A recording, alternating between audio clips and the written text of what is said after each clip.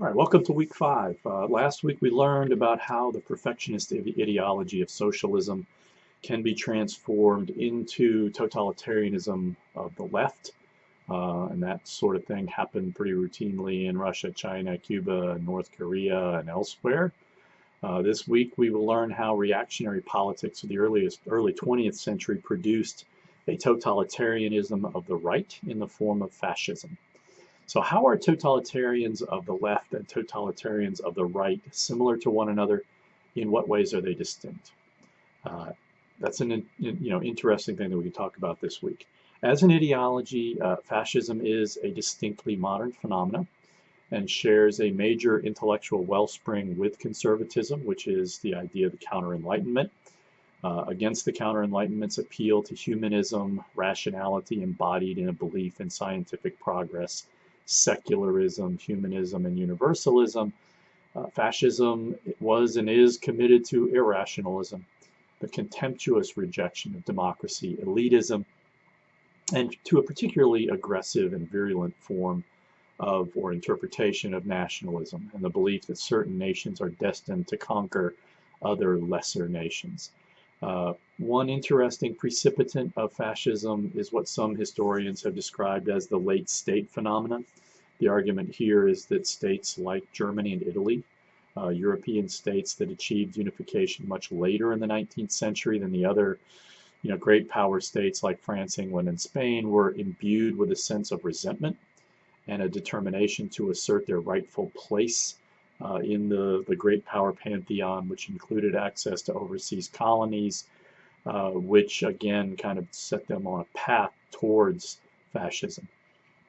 Another interesting theory is the failed state idea, which posits, or failed democracy idea, I really should say, is that a modern industrial state without experience in democracy is more likely to slide into a garden variety authoritarian regime, whereas states that experiment with democracy and fail, like Germany and Italy, are far more likely to transmogrify themselves into a fascist regime.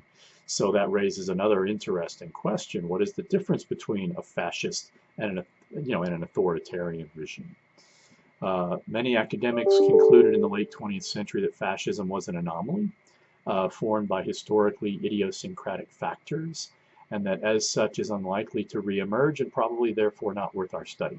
So what do you think about that premise? Personally, I agree with the text authors who suggest that the combination of factors that produce fascism is not that idiosyncratic, and that there are several nations currently that are demonstrating real fascist potential, including Hungary and India, among others.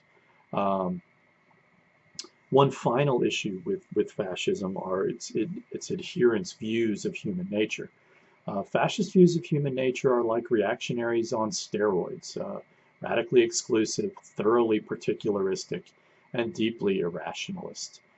Fascism is an ideology of grievance run amok, an ideology embraced by a people who have bought into some fascist leader's siren song to lead them as a chosen people down a conqueror's path. I'll have more ideas and questions at the forum site. This week we have the forum and the quiz, but I would like to suggest that you need to start reading the last 2 ideological analysis exercise articles, which are in the course resources sections. Certainly the article for the 5th analysis that's due on week 7 by Graham Wood is pretty long. So let's work ahead if we can, and let's have a productive week.